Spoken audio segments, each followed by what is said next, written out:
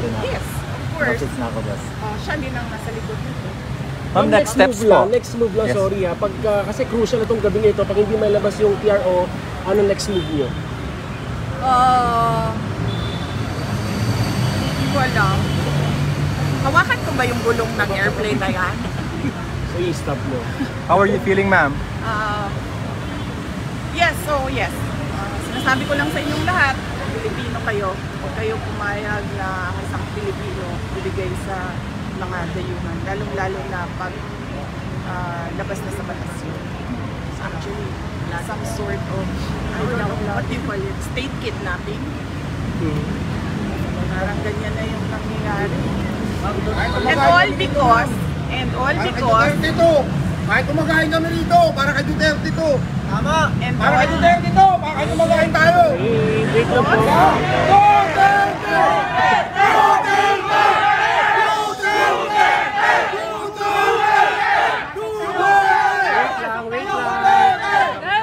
Wait lang po, patapusin si Vice President. Go, Vice. Go, Vice. Wait, ano ba sabi niya? Nakalimutan niya na. Ano yung last line? Sa PRO, ma'am. PRO. State kidnapping. State kidnapping. Ayun yung last. State kidnapping ka na lang. Yes. And all because mukhang matatalo sila sa midterm elections. Dahil ang lakas ng vote rate sa 9 candidates ng PDP laban. Mag-ingat kayo ha! I warned you about the budget. I'm warning all of you about election cheating. VP, who do you think should be held accountable dito sa mga nangyari senaryo ngayong araw na to? Sino? Ang should be held accountable. Pag hindi ka tumakbo sa Duterte, ginagawa ng Presidente. Kasi sobrang lakas ng black voting ngayon. At hindi lang yan. This is all about the 2028 elections. I'm warning you, kung meron man 2028 elections. Nakita nyo na, di ba? Sinimulan nila sa People's Initiative. Hindi sila nagtagumpay. Kasi umalma yung mga tao. Imagine mo, bibilihin yung pagkatao mo para sa kagustuhan nila na hindi umalis sa pwesto. Tapos, sumunod ay impeachment para tanggalin yung kalaban. Posibleng kalaban. Ngayon, dahil lumalakas yung PDP block voting of 9 candidates, natanggalin nila si President Duterte. Ma'am, ulitin ko lang po, kumusta po yung huling pag-uusap niyo po? Okay naman siya. Sinasabi niya kanina, sabi ko, nandito ko sa labas ng gate, hindi ako makapasok. Sabi ko, hindi kita personal na mabigyan ng instructions, pero minessage, tinext ko na, sabi ko minessage ko sa kanila lahat na kung sino man yung nandun sa loob, ano yung kailangan mong gawin. And then he said na huwag ka na magantay dyan, umuwi ka na. So, hindi ko rin naman magawa na iwanan ng ating dating Pangulo. Hindi dahil tatay ko siya, pero dahil hindi ko matanggap na nagiging doormat tayo ng mga dayuhan. Ganito lang tayo, mga maliliit na mga tao kung ikumpara mo sa ibang bansa. Pero, alam mo yun, dapat may pride tayo ba? Dapat tayo kami Pilipino. Ma'am, how is he taking this? Magkaisa tayo. Nagkausap kami kagabi. And it was okay naman. Sabi niya lagi, daan lang sa legal. Daan lang sa legal. Yun ang sabi niya. Kaya yung discussions din namin, legal. Kumusta yung kalusugan niya? Kumusta yung kalusugan niya? Anong napag-usapan niyo about it? Oh, yan ang hindi ko alam kasi kung ano yung kanyang mga gamot, ano yung kanyang mga health conditions. Ang pagkakaalam ko meron talaga siyang mga health conditions, kaya siya may nurse na kasama lagi. And then meron siyang mga gamot at meron siyang mga gadget na kailangan na kasama niya lagi. And then, pagkakarinig ko kanina, mataas yung sobrang taas ng blood sugar niya, kaya nag-insulin sila. Ma'am, how true are the reports na naningi daw po ng asylum si former President Duterte sa China and what was denied by you? Wala. I was there in Hong Kong. Wala siyang kausap from the Chinese government. And in fact, sabi niya, kung maalala nyo, 4 p.m. yung flight niya sa Cathay Pacific, di ba? Sabi niya, agahan natin ng 7 a.m. Willingly surrendering himself to the jurisdiction of Philippine authorities, not the ICC. Ma'am, habang lumalapit yung eleksyon, ma'am, tumitindi yung personal na panggigipit. Sa tingin nyo, babaliktad din po ang lahat? Kaya nga sinasabi ko kanina, sir, nandyan yung tao. I mean, tagalin man nila si former President Duterte sa equation sa midterm elections. Nandyan yung taong bayan at lumalakas yung black voting ng PDP 9 candidates. Pero sinasabi ko sa inyo kanina, mag-ingat kayo sa election cheating. Matindi ito. Since tapos na po yung alliance niyo with President Marcos, may we know kung meron bang discussion before, during the campaign, tungkol dito sa ganitong issue na to? Kung did you ask President Marcos, meron bang promise for him not to turn over About former ICC? president? Yes.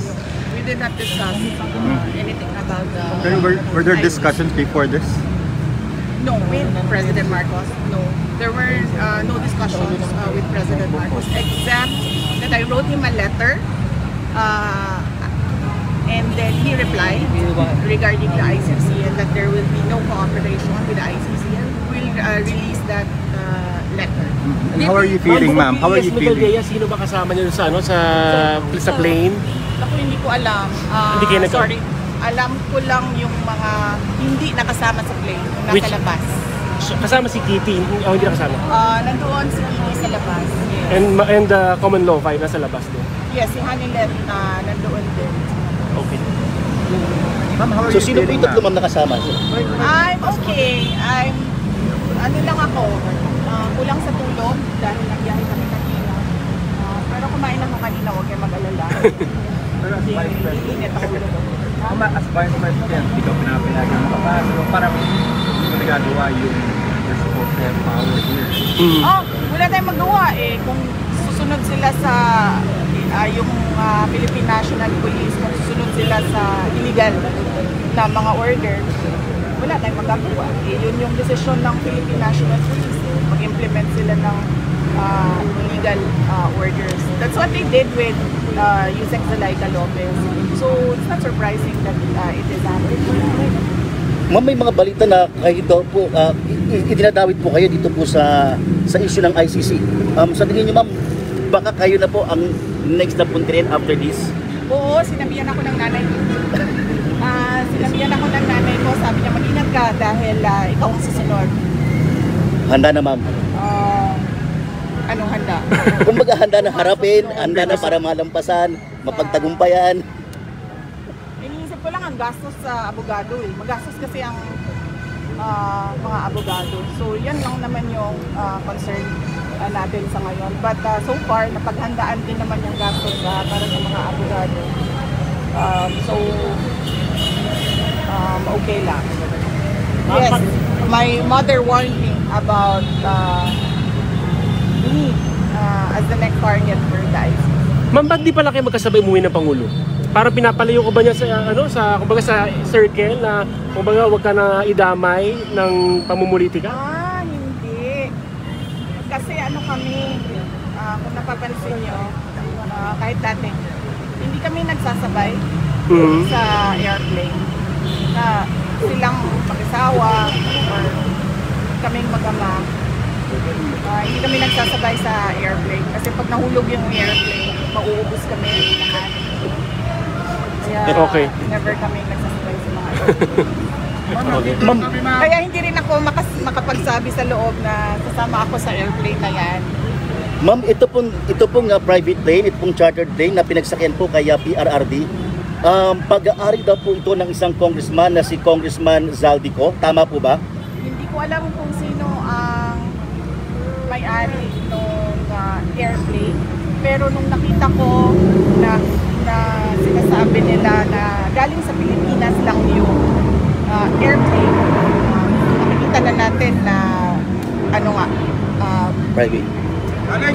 Politiko, ma'am. ginagawa nila talaga. Okay. Ma'am, may labag po ba dito, ma'am, sa paggamit ng private plane? Yan ang hindi ko alam. I have to talk to ICC lawyers. Sa ngayon, ang alam lang namin is dapat siya dinala sa local authorities. Ma'am, nag-update po ba sa inyo sila Attorney Torion at Attorney Vic Rodriguez tungkol po sa certiorari petition? Hindi ko pa nakausap si Attorney Vic Rodriguez at si Attorney Torion. So, ang nakakausap ko si Attorney Delgra, Martin Delgra ang nakakausap ko, and si Attorney Harry Roque. Ma'am, pag naisakay po ba si former President Duterte papuntang Netherlands, do you now consider to run for 2028 presidency? Hindi pa yan yung iniisip natin ngayon. Ang iniisip natin ngayon, una-una, hindi dapat makaalis si President Duterte dito sa Pilipinas. At pangalawa, kung pipilitin man ng gobyerno na ipadala sa Hague si former President Duterte, paano natin siya mapapalit ng yan lang muna yung asikasuhin natin. And of course, yung pangangampanya ng 9 candidates ng PDP Laban. Ma'am, sabi nila, ma'am, may sinabi si Attorney Trixie Angeles, ngayon lang po, ma'am, after po na maisakay sa chartered Lear jet si PRRD. Ang sabi niya po, kapag umalis itong eroplanong to, mananawagan tayo ng people power. Ano po reaction, ma'am? Hindi ko kasi nabasa or narinig yung kanyang statement, so hindi ako maka-comment sa kung ano nasabi ni Attorney Trixie. Pero sinusuportahan niyo po ito, ma'am? Hindi ko yan, hindi yan ang concern ko ngayon. Ang concern natin lahat ngayon ay paano mapanatili dito sa Pilipinas si President Rodrigo Duterte. So tulungan ninyong taong bayan, tulungan ninyo kami mag-isip paano natin yan magawa na hindi siya umalis. Roma, tutulungan namin yan. Wait lang muna, wait. Makita kayo, makausap kayo, pero hindi pinagbigyan. How do you feel? Well, hindi na nakakagulat yung ganyan na klase na pagbibigay. Senior citizens ngayon kung ano nangyari. Matindi daw talaga ang pagbibigay. Oppression, abuse, and greed, sabi ng mga nakakatanda. Pero ma'am, kumpiyansa kayo na hindi makakalipad ang eroplano? Wala akong confidence sa kahit ano ngayon, sir, kasi nakikita nga natin kahit ang ating government, sumusunod sila sa mga illegal orders. So, kahit ng ating mga tao, ang korupsyon sa ating budget, ang kawalan ng development projects, ang nangyari sa PhilHealth, Ang pilan ang namin, ma'am, nangyari kami nakukulog na tao. sa Tao na ikinabang. ngayon na tila ba we are stagnant, hindi tayo umuurong forward. Nandito lang tayo at walang nangyayari sa bayan, walang nangyayari tungkol sa kahirapan. Yan yung totoong problema ng bayan. Hindi yung ICC, impeachment. Ma'am, pahabol, nakausap niyo po si President, si PBBM, ma'am? Wala. Wala. Hindi kami nagkausap ni President Ramos. There's no talking to someone. Because,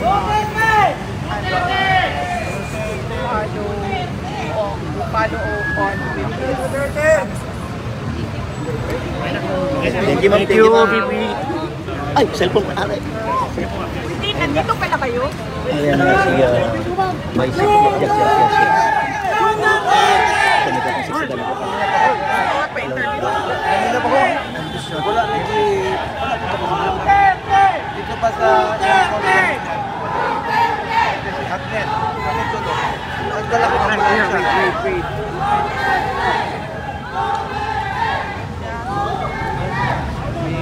Pero na pilot sa Go. Anong gagawin natin? Kailangan na. Sawakan ko yung gulong. Sir Ladino, kamusta? Hi. Kamusta po? Okay lang. Oh, meron na. Hintayin natin.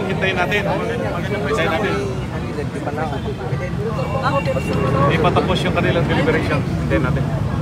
Pero possible lumabas ngayon yun, gabi. We are hoping, we are praying. Sure lang, panalo ninyo. Huwag lang kayo madaya. Basta nandiyan ka, ma'am. Paglalaban ka namin! Itulak mo pa sa likod. Please. Itulak mo pa yung tao mo.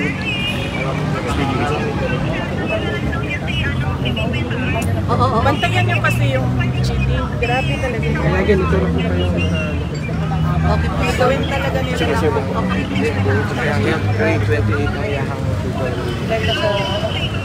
Okay, please.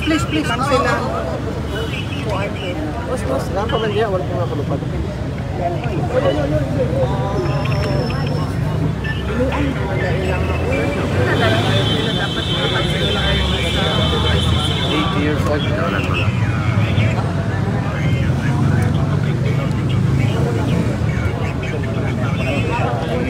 Saan kayo galing? Yes, at may hindi siya Vice President sa Raul at saka ni Torino. Sabi mo na. Di ba? Sabi kasi. Pero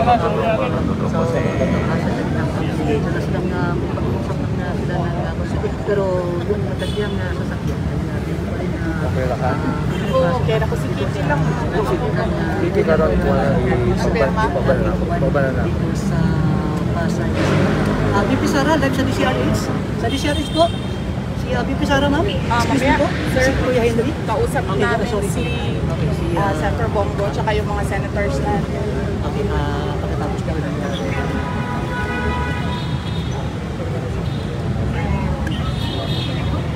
Kulang ka.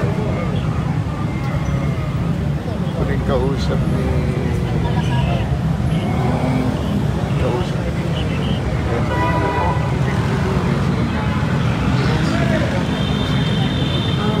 Magkausap sila sa sarap namin sila.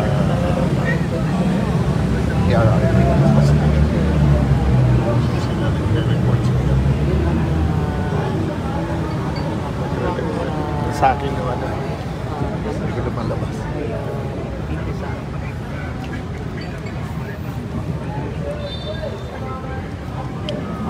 Kanina wala pa ng harang sa'yo. Yung ambulansya ayaw dipasukin. Oo, ganyan talaga yan sila. Ganyan ginawa nila kay Attorney Laika, di ba? Yeah. Oo, Yes. kami, nagre-request kami ng doktor, tsaka ng nurse, kahit sino. Hindi nila binigyan ng medical. Ganyan din ginawa nila kay Gina Acosta, yung nag-collapse si Gina. Hindi nila pinalabas sa batasan yung ambulansya. Ganyan rin ginagawa nila. Papatayin ka nila eh. talaga. Ganyan ang ginawa nila kay Jamie, no? 2010, 2011, grabe.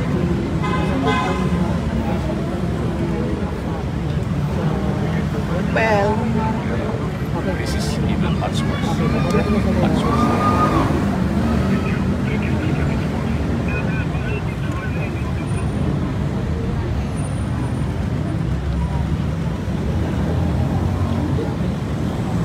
Namay din ako.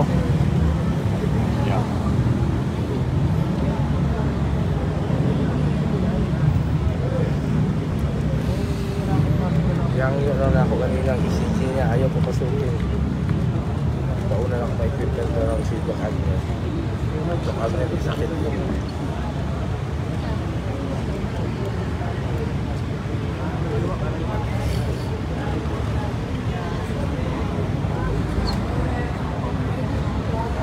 Tayo na lang tayo dito.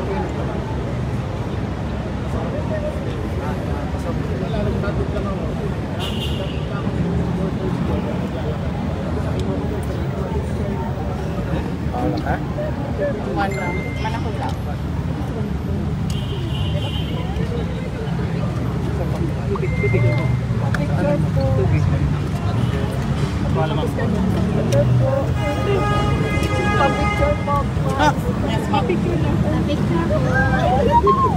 Iabot na yung tubig ko.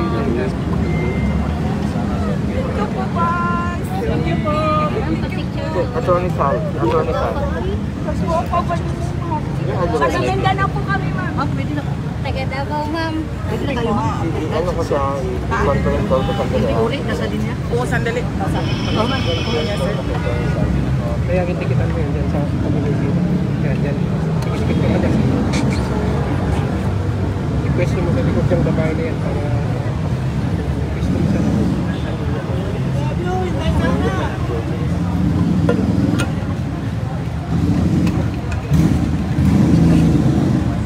ang mahiwagang wag nyong ano to ha, wag nyong nanakawin to. Pag ito, ninanakaw ninyo, mag-aaway kayo ni Gigi. Mawala na lahat, wag lang yun. Dali.